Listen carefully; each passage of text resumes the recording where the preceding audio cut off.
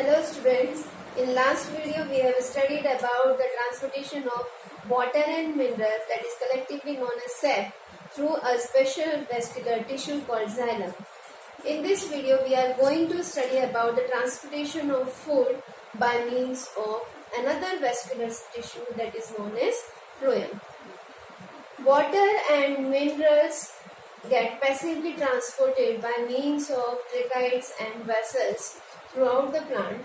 Tracheids and vessels are connected with each other and form a continuous passage for the transportation of water. Water from soil is first absorbed into the roots through the root hairs. From there, by means of osmosis, it gets transported from epidermis to cortex, cortex to endodermis, and endodermis then enters into root xylem. Root xylem is connected with stem xylem, and stem xylem is again connected with leaf xylem, and all the water molecule in the xylem get transported from the lower side to upper side. Here some force also involved. Transpiration pull, that is a kind of force occurs due to transpiration through stomata, and cohesion and adhesive forces also play a very important role in the movement of water molecules inside the xylem vessels. But in this video we are going to study about the transportation of food that is prepared during the photosynthesis inside the leaves. From there it gets transported to different parts of the plant where it is required. How it is transported? It is transported by means of another vascular tissue, name is phloem. The food that is synthesized during the photosynthesis is glucose, but it is not transported in this form. Glucose is a soluble organic solute which is highly reactive in nature. Glucose is highly reactive in nature, or we can say it is a highly reducing sugar. It can transform easily into another form. So, in leaves, glucose is converted into another type of sugar that is known as sucrose, and in this form it gets transported from leaves to other part of the plant. Sucrose, it is disaccharide form of sugar and it is low reactive than glucose, or we can say it is a non-reducing sugar. So it is very easy to transport food in the form of sugar. For example, यदि आप कहीं पर travel करते हैं और आपको अपना food material लेके जाना है, तो आप ऐसे फूड मटेरियल को चूज करते हैं जो ज़्यादा देर तक स्टेबल रहे, खराब नहीं हो. Similarly, here also, phloem choose that form of food which is non-reducing and easily to be carried from one place to another place. And this form is sucrose. Okay. If we talk about the phloem consists of 4 components. First is sieve tube. Another one is companion cell. Third one is phloem parenchyma. And fourth is phloem fiber. Out of these two, phloem parenchyma and phloem fiber, does not involve directly into the transportation, whereas transportation mainly carried out by sieve tube and companion cell. Similarly, that in case of xylem, their tracheids and vessels are involved in the transportation of sap, whereas in phloem, sieve tube and companion cells are involved in the transportation of food and other useful substances. Other useful substances may be some proteins, maybe some amino acids that are also get transported with food that is in the form of sucrose through the phloem. Next question arises here. How phloem transport food? Or we can say food is a soluble organic solute. As we know that phloem has 4 components, sieve tube and companion cell plays important role in the transportation of food. It is combinedly known as translocation.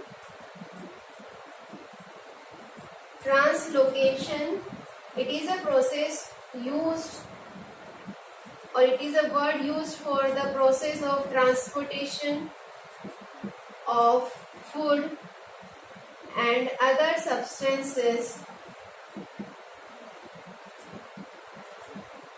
through phloem.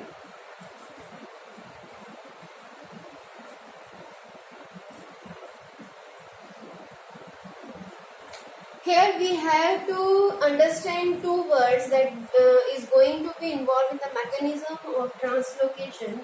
One is source and another one is sink. What is source and what is sink? Source is that part or cell in which food is synthesized, where the concentration of food is high, or we can say concentration of food is high. What is sink? Sink is that area or cell that is deficient of that area which is deficient of food. जहाँ पर food synthesis हो रहा है वहां पर इसका concentration high होगा और उस पार्ट को हम कहते हैं सोर्स, और जिस पार्ट में फूड की कमी है या जहां तक हमें फूड को पहुंचाना है, जो पार्ट इस फूड को यूज करेगा उसे हम कहेंगे सिंक. तो वहां पर जो फूड का कंसंट्रेशन होगा वो लो होगा. अगर हम कंसंट्रेशन ग्रेडियंट की बात करें तो हमें पता है हमेशा ट्रांसपोर्टेशन होता है from the higher concentration area to lower concentration area, और यही फिनोमिना फ्लोएम में यूज होता है for the transportation of food and different substances. For example, यहाँ पे अगर हम डायग्राम बनाए सीव ट्यूब का, सीव ट्यूब कुछ इस तरह से दिखाई देते हैं. इलॉन्गेटेड ट्यूबुलर स्ट्रक्चर्स होते हैं जिनके साइड में कंपेनियन सेल्स होते हैं. ठीक है. Sieve tubes are connected with each other by means of sieve plates that have perforation in between it.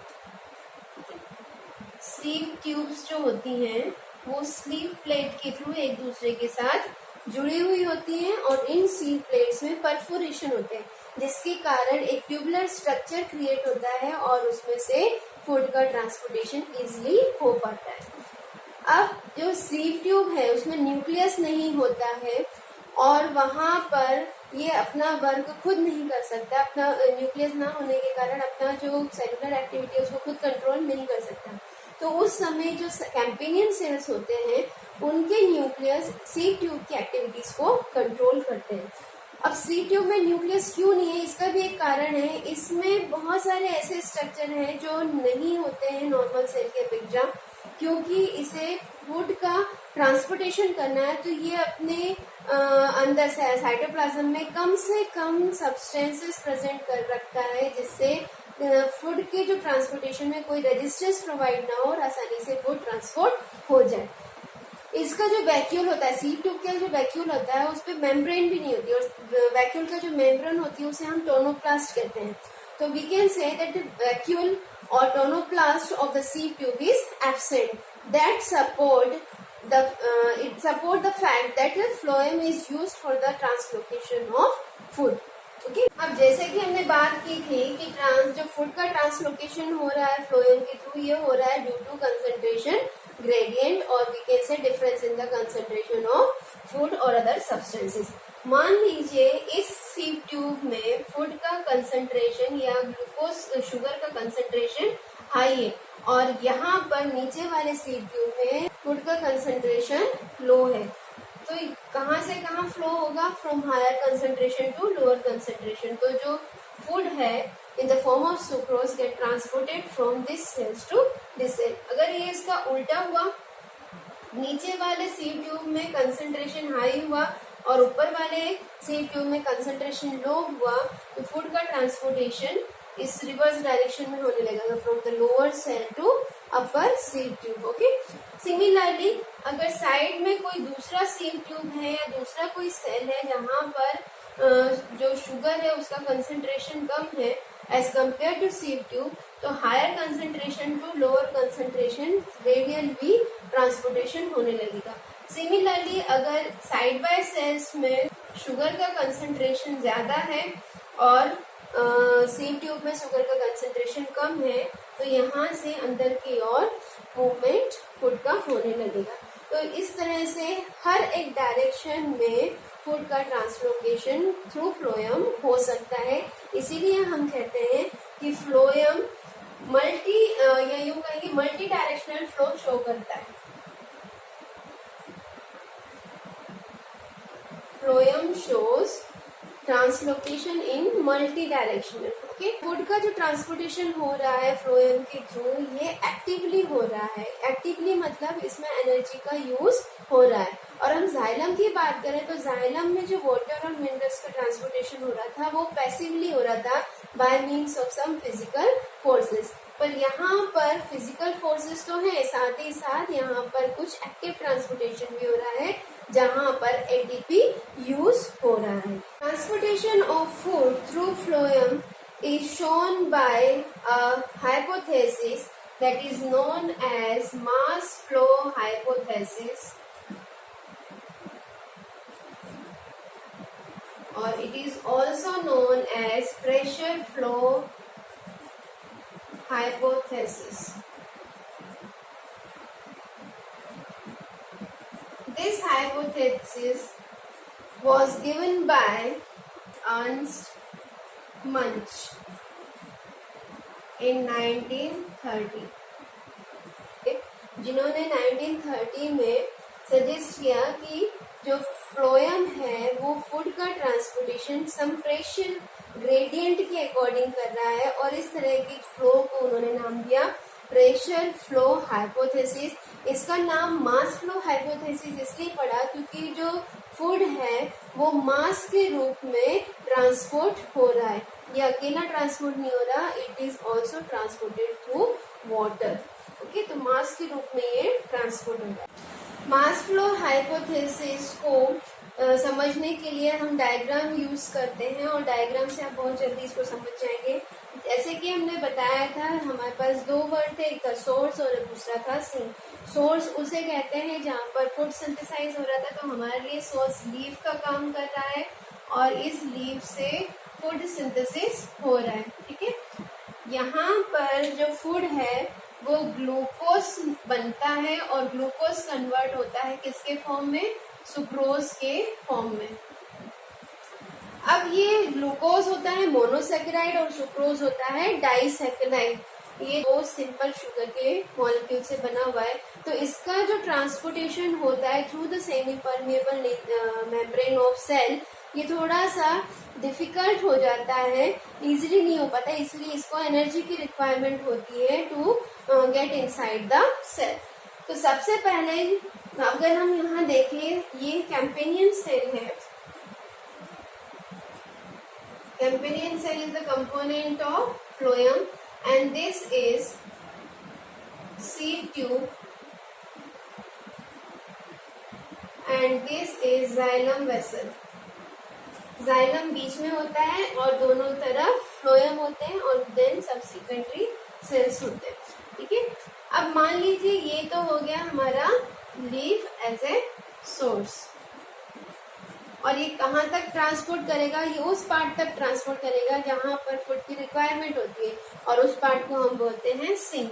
तो मान लीजिए ये पार्ट है जहाँ पर फूड की रिक्वायरमेंट है और इसका नाम हम दे रहे हैं सिंक। ओके, इसकी रूट भी हो सकता है, स्टेम भी हो सकता है, ये ब्रांचेस के पार्ट भी हो सकते हैं, ये बर्ड का पार्ट भी हो सकता है, बर्ड जहाँ से नई स्टेम वो फ्लावर, लीव्स, ब्रांचेस यहाँ से जनरेट करते हैं, उसे बर्ड कहते हैं। ठीक है, कैंपेनियन सेल में देखें तो कैंपेनियन सेल में ऑर्गेनिक सॉल्यूट का जो कंसंट्रेशन होता है वो लेस होता है as compare to the source. तो यहाँ पर जो ग्लूकोज है ये कैंपेनियन सेल में फर्स्ट इंटर करेगा और इस प्रोसेस को हम बोलते हैं लोडिंग। ठीक है, the sucrose get loaded inside the companion cell, इस प्रोसेस को हम क्या कहते हैं, लोडिंग। और लोडिंग हो रही है सुक्रोज की, it means it require energy, therefore यहाँ पर एटीपी का यूज होगा for the energy. Okay, energy use होगी और ये फिर कन्वर्ट हो जाएगा एडीपी इंटू फॉस्फेट आयन, ये फॉस्फेट आयन एनर्जी प्रोवाइड करेगा। ठीक है, लोडिंग होने के बाद इस वाली जगह सुक्रोज का कंसंट्रेशन इंक्रीज हो जाएगा। ठीक है, सुक्रोज का कंसंट्रेशन इंक्रीज हो जाएगा। अगेन इसके जो सबसाइडरी सेल है, सीव ट्यूब है, सीव ट्यूब में सुक्रोज का कंसंट्रेशन लो है और कैंपेनियन सेल में सुक्रोज का कंसंट्रेशन हाई है। तो as we know that transportation occurs from higher concentration of solute to lower concentration of solute. तो ये जो सुक्रोज है ये ट्रांसपोर्ट हो जाएगा और आ जाएगा इस सीव ट्यूब में ड्यू टू प्रेशर डिफरेंस, और we can say due to concentration difference. ये कंसंट्रेशन डिफरेंस होने के कारण एक प्रेशर जनरेट होगा जो कि इसके ट्रांसपोर्टेशन में हेल्प करेगा। ठीक है, अब यहाँ पे हम जब देखेंगे तो सीव ट्यूब के अंदर कंसंट्रेशन ऑफ सॉल्यूट इंक्रीज हो गया, तो यहाँ का जो साइटोप्लाज्म होगा वो किस टाइप का हो जाएगा, यहाँ का साइटोप्लाज्म हो जाएगा हाइपरटोनिक टाइप का, जहाँ पर कंसंट्रेशन ऑफ सॉल्यूट इंक्रीज है, और वाटर मॉलिक्यूल का कंसंट्रेशन लो पड़ जाएगा।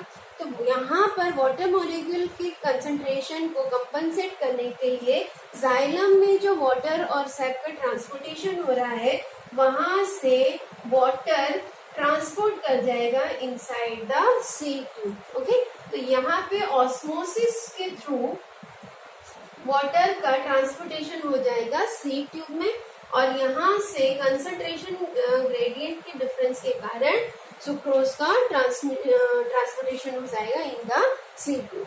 अब इस वाले सीव ट्यूब में वाटर का कंसंट्रेशन हो गया है और सुक्रोज का भी कंसंट्रेशन हो गया है। अब नीचे वाले सेल की बात करें, सीव ट्यूब की बात करें, तो as compare to above sieve tube, नीचे वाले सीव ट्यूब में दोनों ही कंसंट्रेशन लो है। तो अगेन यहाँ पर डिफरेंस, कंसंट्रेशन डिफरेंस के कारण या प्रेशर ग्रेडियंट डिफरेंस के कारण जो सुक्रोज है अलोंग विद वाटर, यहाँ पे जो सुक्रोज है along with water get transmitted into next sieve tube. जब ये यहाँ आ जाएगा तो अगेन इसका कंसंट्रेशन हाई हो जाएगा as compare to its lower sieve tube, and subsequently in this way the food along with some little water get transmitted from one sieve to another sieve tube. अगर हम sink की बात करें तो जैसे ही इसके पास कोई ऐसा सेल आता है जहां पर सुक्रोज का कंसंट्रेशन बहुत लो है, it means they required sucrose और they required food for their metabolic activity, तो यहाँ से जो फूड है वो ट्रांसवर्सली रेडियली ट्रांसपोर्ट होने लग जाएगा।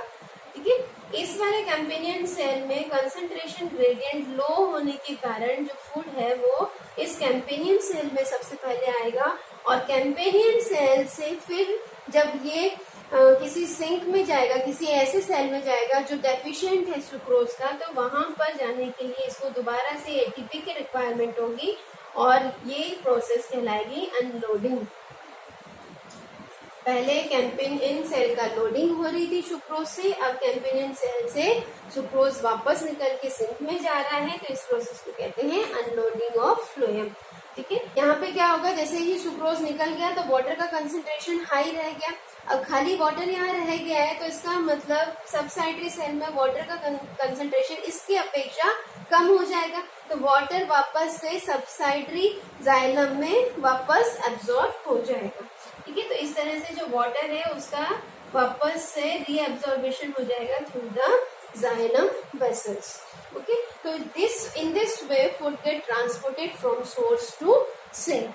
अगर मान लीजिए यहाँ पे बीच में कोई और सेल आ रहा है जिसको फूड की रिक्वायरमेंट है, तो इस डायरेक्शन में फिर फूड का ट्रांसपोर्टेशन हो जाएगा because of difference in concentration gradient. इसी प्रोसेस को, इसी मैकेनिज्म को हम कहते हैं mass flow hypothesis. Mass flow hypothesis का फर्स्ट पॉइंट होगा food is synthesized in, food जिसे हम सॉल्यूबल ऑर्गेनिक सॉल्यूट के नाम से जान रहे हैं, it gets synthesized in leaves during photosynthesis process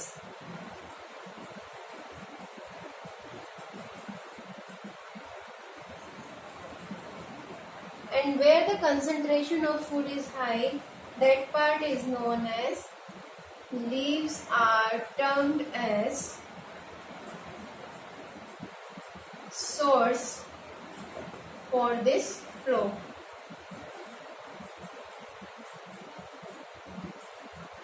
Okay,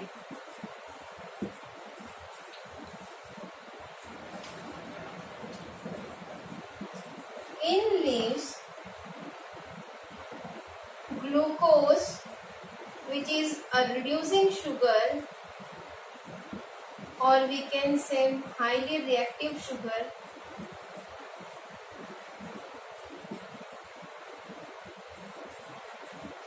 converted into least reactive non-reducing sugar, that is sucrose.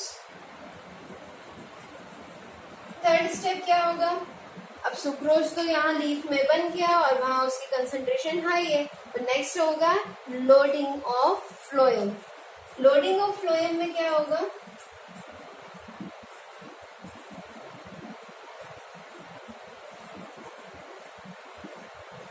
sucrose get loaded into companion cell by using ATP, or we can say energy. Due to this process, we can say that phloem do transportation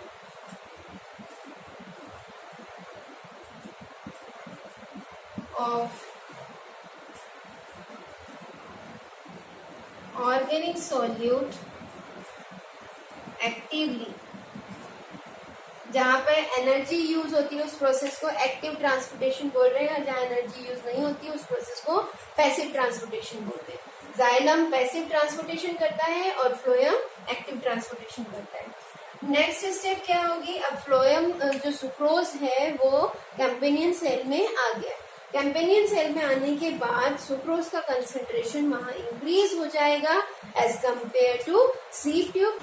This difference in concentration gradient is very useful for the transportation of sucrose from campanian cell into seed tube. Energy in the form of ATP is provided by energy for active transportation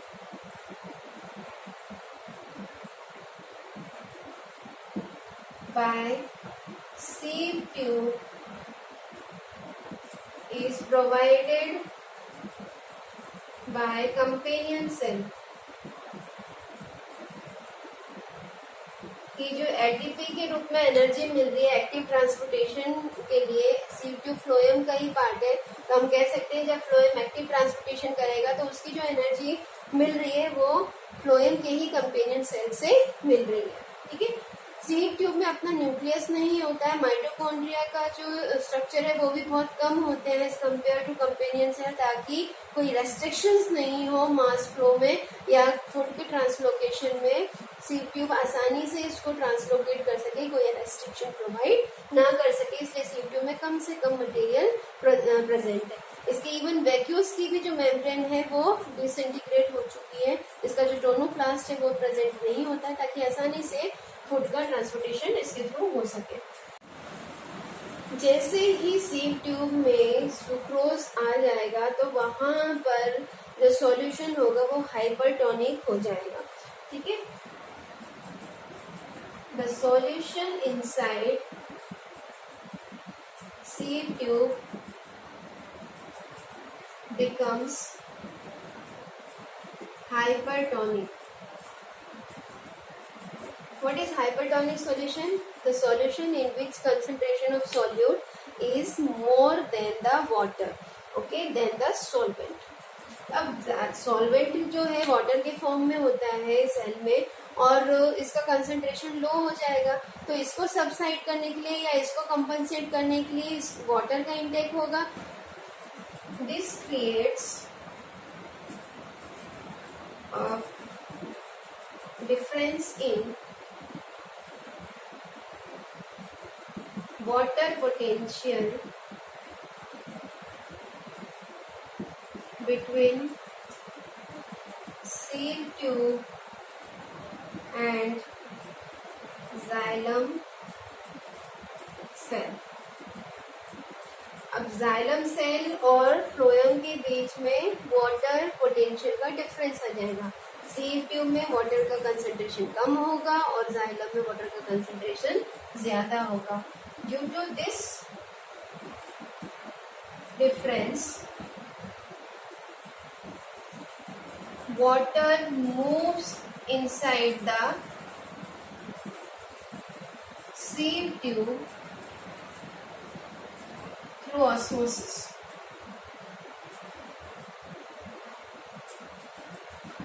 जिसके कारण xylem से water sieve tube में osmosis के जरिए inter हो जाएगा। अब जैसे ही इंटर होता है तो क्या होगा, इसके कारण सीड ट्यूब में ऑस्मोटिक प्रेशर इंक्रीज हो जाएगा। This increases osmotic pressure inside sieve tube that leads to the transportation of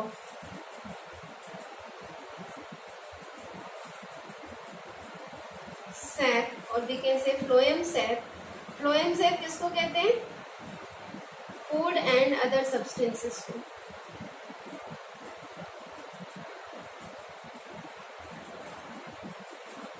between sieve tubes, ठीक है। तो इसी ऑस्मोटिक प्रेशर के थ्रू अब डिफरेंस रहेगा ऑस्मोटिक प्रेशर का, जहाँ पे कंसंट्रेशन ज्यादा है वहाँ ऑस्मोटिक प्रेशर ज्यादा होगा, और जहाँ पे कंसंट्रेशन कम है वहाँ ऑस्मोटिक प्रेशर कम होगा।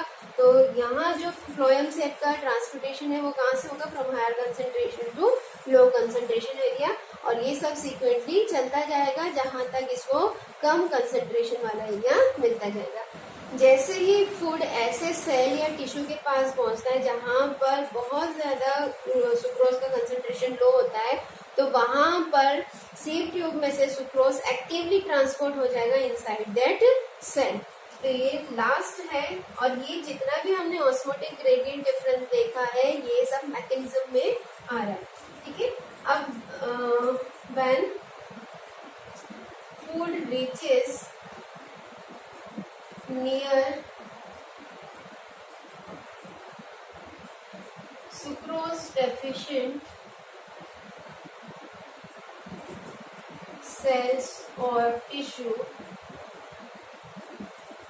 it gets actively transported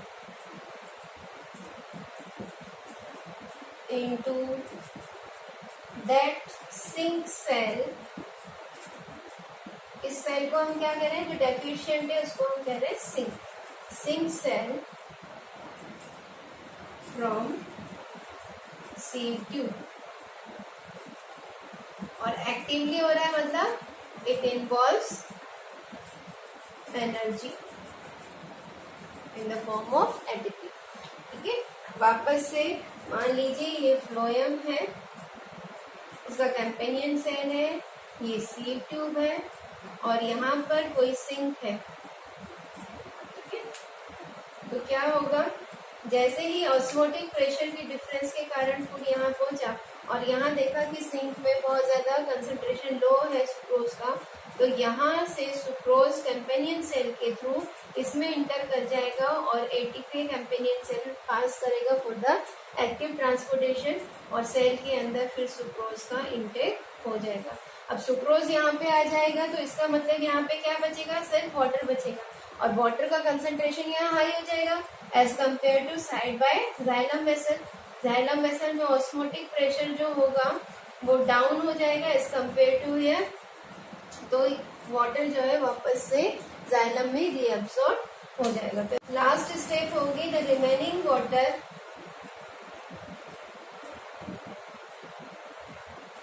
inside sieve tube get reabsorbed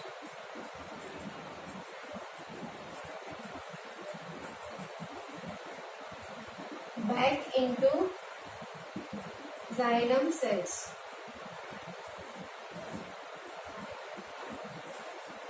ठीक है, और ये होगा थ्रू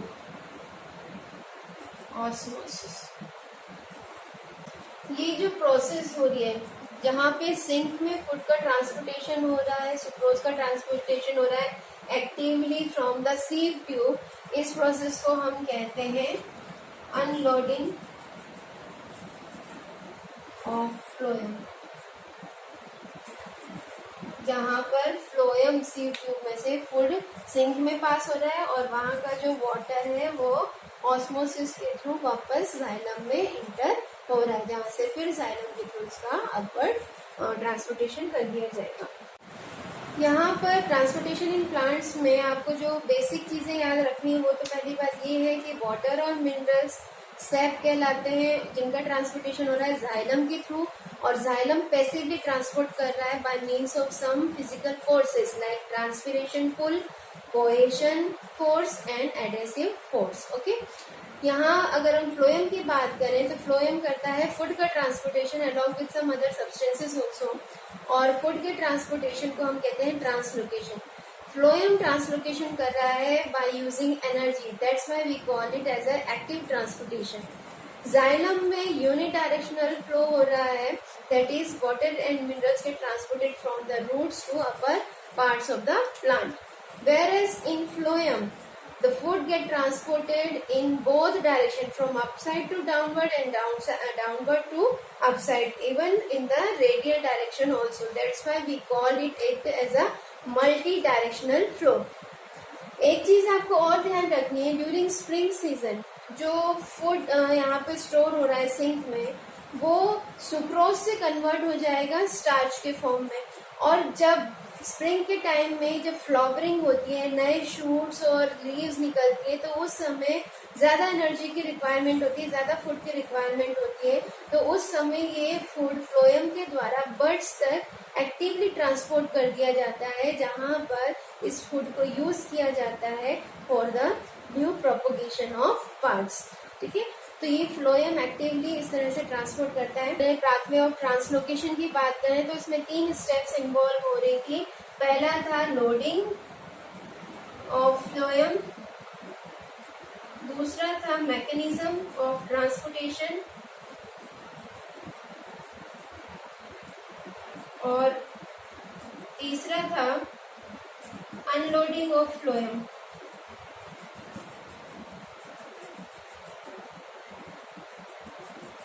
अनलोडिंग ऑफ फ्लोएम, अगर हम लोडिंग ऑफ फ्लोएम की बात करें तो लोडिंग कहाँ से कहाँ हो रही है? लोडिंग हो रही है सोर्स सेल से इनटू सीव ट्यूब, जहां पर एटीपी यूज हो रहा है, एक्टिवली हो रहा है ये। ठीक है, सोर्स सेल मतलब जहाँ पे सुक्रोज का कंसंट्रेशन हाई है और जहाँ पे सुक्रोज सिंथेसाइज हो रहा है और वहाँ से स्लीप ट्यूब में आता है, इसको लोडिंग ऑफ फ्लोएम कहते हैं। और जब ये लोड होता है तो एटीपी की रिक्वायरमेंट होती है। मैकेनिज्म में क्या होता है, मैकेनिज्म में यहाँ पर प्रेशर डिफरेंस क्रिएट होता है जिसके कारण ऑस्मोटिक या ऑस्मोसिस डिफरेंस क्रिएट होगा, ऑस्मोसिस प्रेशर डिफरेंस क्रिएट होगा और इस ऑस्मोसिस प्रेशर डिफरेंस से एक सीव ट्यूब से दूसरे सीव ट्यूब में इस फ्लूइड का ट्रांसपोर्टेशन होगा। अनलोडिंग की बात करें तो अनलोडिंग कहाँ से कहाँ होगा, अनलोडिंग होगा सीव ट्यूब से सिंक सेल में। इसमें भी एटीपी की रिक्वायरमेंट होगी और ये एटीपी सीव ट्यूब को कौन देगा, कंपेनियन सेल देगा। यहाँ पर भी एटीपी कंपेनियन सेल दे रहा है। ठीक है, तो इस तरह से मास फ्लो हाइपोथेसिस कंप्लीट होता है और फ्लोएम से फूड का ट्रांसपोर्टेशन कंप्लीट होता है।